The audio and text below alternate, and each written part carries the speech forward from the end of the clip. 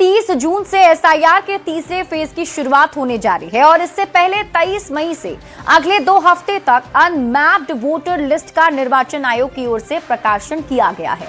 निर्वाचन आयोग ने लोगों से पोलिंग बूथ तक पहुंचने और वोटर लिस्ट की जांच के साथ ही जरूरत होने पर जानकारी में सुधार की अपील की है। मकसद साफ है, एक भी पात्र मतदाता वोट देने से छूट नहीं पाए। ये रिपोर्ट देखिए। झारखंड में एसआईआर पर हलचल तेज, बूथ पर अनमैप्ड वोटर लिस्ट प्रकाशित, अगले 2 हफ्ते तक जांच सकते हैं नाम, बीएलओ से करें संपर्क, जानकारी की करें जांच। ईसी का निर्देश, नहीं छूटेंगे एक भी वोटर।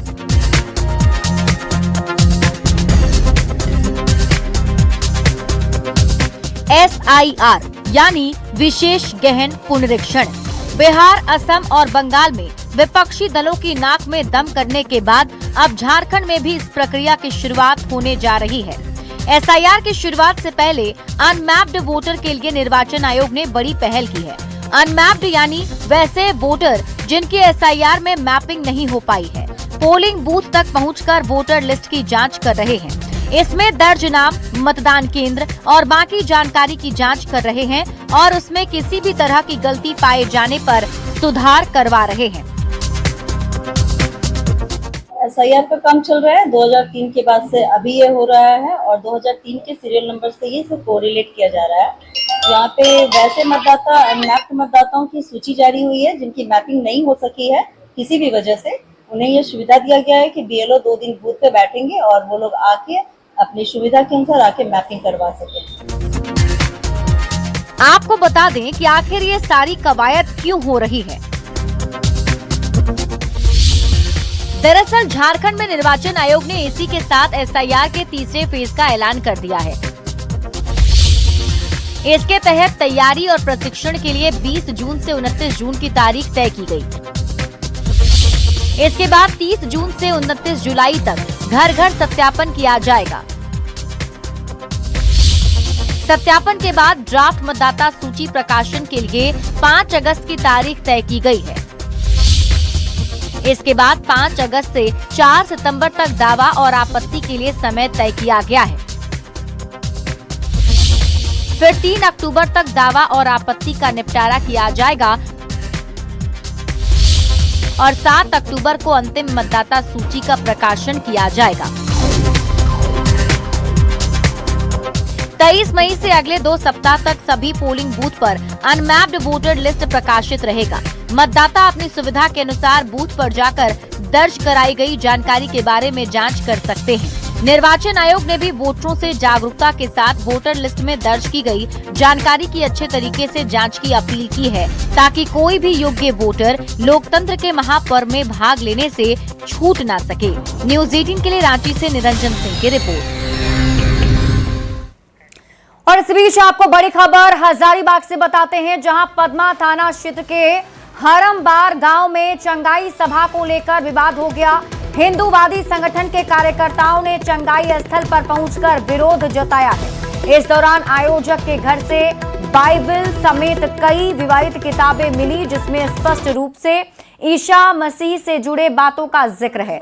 यही नहीं, घर में एक भी हिंदू देवी देवताओं की तस्वीर तक नहीं। दरअसल टहल मेहता के घर सालों से चंगाई सभा का आयोजन किया जा रहा था। आरोप है कि भोले भाले लोगों को प्रलोभन देकर और प्रार्थना के माध्यम से बीमारी और परेशानी दूर करने के नाम पर बुलाया जाता है। ब्रेन वॉश कर धर्मांतरण करवाया जाता है। आक्रोशित संगठन के कार्यकर्ताओं ने चेतावनी देते हुए कहा, सभा का आयोजन बंद नहीं किया गया तो सामाजिक एवं संवैधानिक तरीके से कार्रवाई की जाएगी। चंगाई सभा का आयोजन करवाया जा रहा था, जहां हम लोग को सूचना मिला कि इस प्रकार की वहां पे सभा होती है। वहां पे लोगों को, आसपास के क्षेत्र के लोगों को वहां पर बुलाया जाता है। लोग वहां पर एकत्रित होते हैं। जब हम लोग को सूचना मिला हिंदूवादी संगठन के लोगों को, तो हम लोग वहां पर पहुंचे और देखे कि लोग, महिलाएं, कई महिलाएं और पुरुष वहां पर बैठे हुए थे और प्रार्थना कर रहे थे। जब हम लोग ने जानने का प्रयास किया तो वहां देखा कि लोग किसी और धर्म के प्रार्थना कर रहे थे और वहाँ पर उस धर्म के बारे में बताया जा रहा था। ये सब चीज़ वहाँ देखने को मिला हम लोगों को। और उस कई प्रकार के विवादित पुस्तक भी वहाँ पर देखने को मिला है। भीषण गर्मी के बीच बिजली व्यवस्था पूरी तरह चरमराती हुई नजर आ रही है। राजधानी रांची समेत कई जिलों में लगातार बिजली कट, लो वोल्टेज और ट्रिपलिंग की समस्या ने लोगों का जीना मुश्किल कर दिया है। कहीं घंटों अंधेरा है तो कहीं पंखे और मोटर तक नहीं चल पा रहे। सवाल ये, आखिर जनता कब तक बिजली संकट झेलेगी? क्या सिस्टम पूरी तरह फेल हो चुका है? ये रिपोर्ट देखिए। बत्ती गुल टेंशन फुल, पावर संकट से जनता बेहाल। बड़ा सवाल, कब सुधरेगी बिजली व्यवस्था? लो वोल्टेज और कटौती का जिम्मेदार कौन? क्या जनता सिर्फ बिल भरने के लिए है?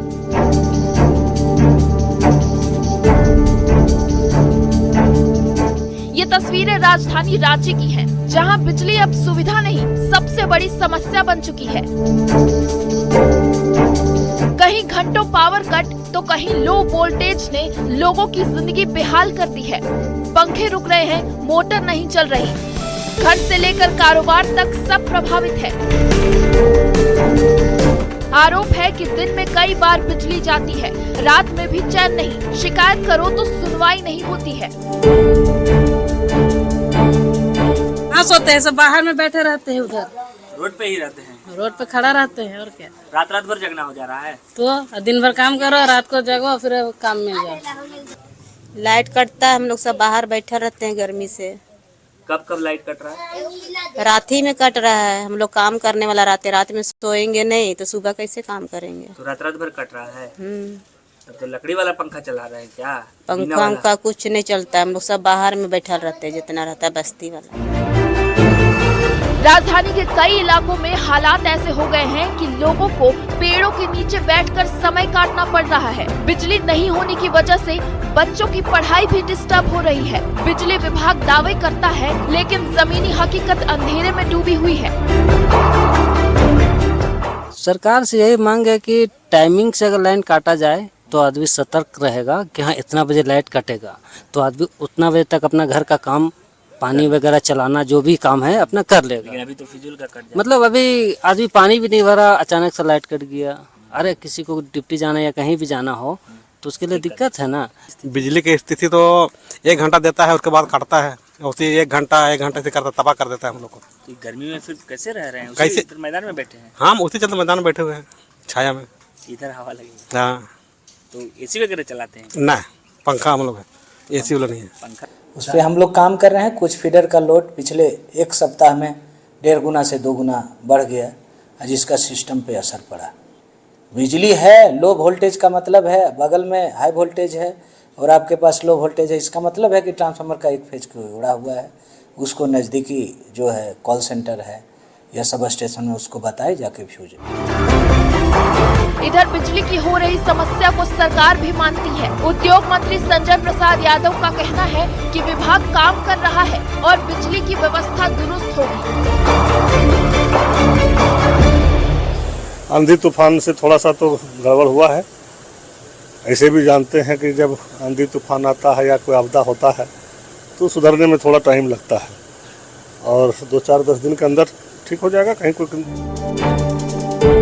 अब तमाम समस्याओं के बीच देखना होगा कि रांची में बिजली की व्यवस्था कब तक दुरुस्त हो पाती है और शहरवासियों को कब तक बेहतर बिजली उपलब्ध होती है। लेकिन सवाल उठता है कि राजधानी रांची में ही जब ये हाल है तो बाकी जिलों का क्या होगा? सबसे बड़ा सवाल, भीषण गर्मी में सिस्टम क्यों फेल हो रहा है? क्या सरकार के पास कोई ठोस प्लान नहीं है या फिर जनता यूं ही अंधेरे में रहने को मजबूर रहेगी? न्यूज़ 18 के लिए रांची से गौरव झा के साथ ब्यूरो रिपोर्ट। और अब बात झारखंड में पुलिस अधिकारियों के ट्रांसफर पोस्टिंग को लेकर शुरू हुए सियासी बवंडर की। खिजरी से कांग्रेस विधायक राजेश कच्छप ने ट्रांसफर पोस्टिंग में स्थानीय और आदिवासियों की उपेक्षा के आरोप लगाए। एसएसपी की कार्यशैली पर सवाल उठाते हुए विधायक ने थानेदारों की पोस्टिंग पर कड़ी आपत्ति भी जताई है। झारखंड प्रदेश में अब डंडा से चला लीजिएगा क्या? क्षेत्र को आपके थानेदार डंडा से चला लेंगे क्या? चलाने के लिए विश्वास चाहिए, चलाने के लिए आपको तालमेल चाहिए। आप थानेदार दलाल किस्म के लोग रख रहे हैं, क्रिमिनल किस्म के लोगों को रह रहे हैं, जिससे उसका 2 पैसा का उगाही हो सके। दिल्ली में 24 मई को डी लिस्टिंग रैली का आयोजन किया गया है। इस डी लिस्टिंग रैली में शामिल होने के लिए बीजेपी नेता चंपाई सोरेन दिल्ली रवाना हुए हैं। केंद्रीय गृह मंत्री अमित शाह भी इसमें शामिल होंगे और इस रैली में आदिवासी संस्कृति को बचाने पर चर्चा होगी। चंपाई सोरेन ने कांग्रेस पर हमला बोलते हुए कहा, हजारों साल पहले से आदिवासी संघर्ष करते रहे हैं। आज आदिवासी को जिस जगह पर लाकर खड़ा किया गया वो सिर्फ कांग्रेस की वजह से है। ये लोग आदिवासी की परंपरा को मिटाना चाहते हैं। देश आजाद होने के बाद एक आदिवासी का अलग कॉलम था। 1961 में कांग्रेस पार्टी ने रद्द कर दिया था, उसको समाप्त कर दिया था। लेकिन आज देख रहा है कांग्रेस अखबार में भी आया हुआ है। क्या आदिवासी को किस रूप में देखना चाहता है? आदिवासी का इस परंपरा को मिटाना चाहता है क्या? खबर आपको रांची से बताते हैं, जहां एसएससी जीडी कांस्टेबल परीक्षा में बड़े हाईटेक फर्जीवाड़े का खुलासा हुआ है। टाटी सिलवे स्थित परीक्षा केंद्र में ऑनलाइन सिस्टम हैक कर अभ्यर्थियों को पास कराने का खेल चल रहा था।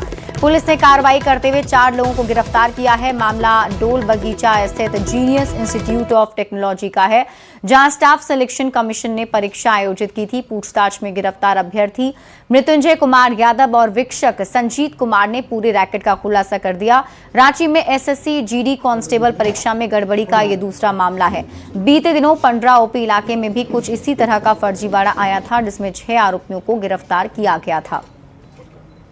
जो संजीत कुमार इन्वेस्टिगेटर है वो एक प्रकार की टैंपरिंग करने का प्रयास कर रहा है, जो कि मृत्युंजय जो है, जो उनका कंप्यूटर डेस्कटॉप है, उसने उसमें प्रयास किया कि उसे रीस्टार्ट करने का प्रयास किया गया।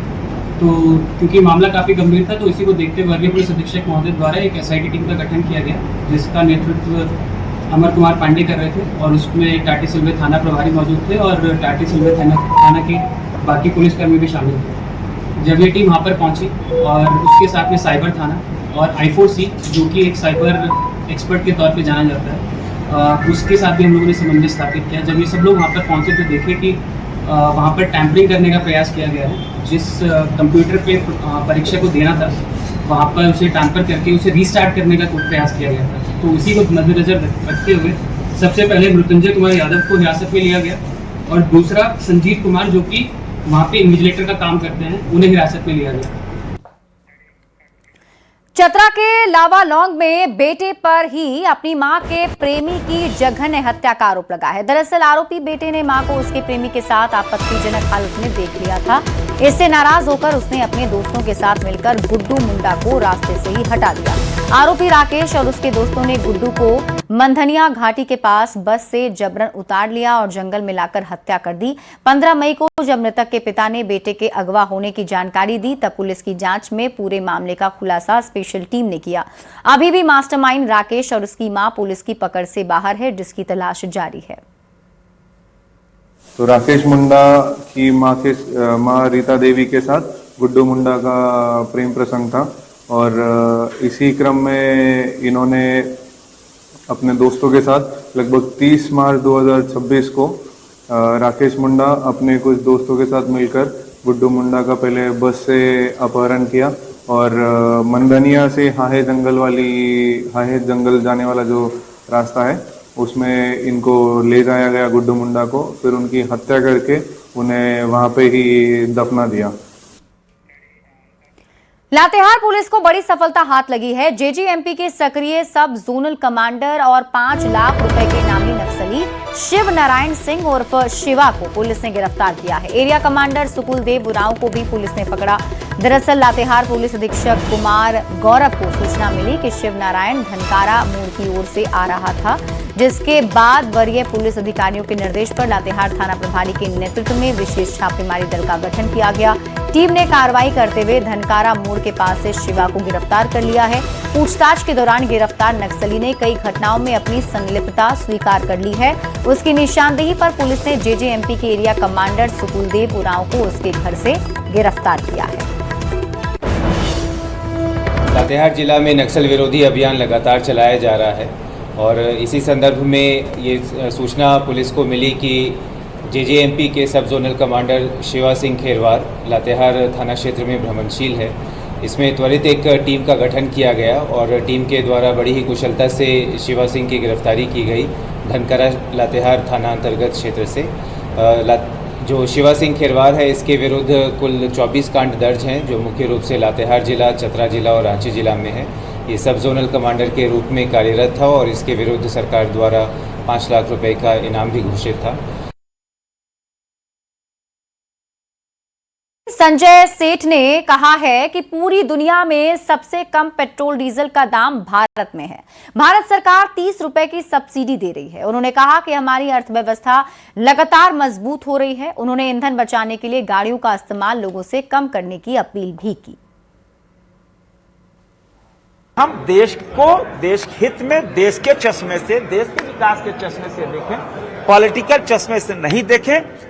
अब जब तक ये मिडिल ईस्ट का जो गतिरोध नहीं समाप्त होता है तब तक तो है, लेकिन उसके बाद भी पूरे देश से गैस आराम से मिल रही है, डीजल पेट्रोल की कोई कमी नहीं, किसी प्रकार की कोई कमी नहीं। महंगाई भी एकदम नहीं बढ़ रही, किसी प्रकार की महंगाई नहीं है, सब कंट्रोल है। देश $5 ट्रिलियन की ओर, देश विकसित भारत की ओर बढ़ा है। कांग्रेस के पूर्व प्रदेश अध्यक्ष राजेश ठाकुर ने आरोप लगाया है कि लगातार पेट्रोल डीजल का दाम बढ़ाए जा रहे हैं। ये एक बार में नहीं बढ़ाए जा रहे ताकि कोई विरोध नहीं कर पाए।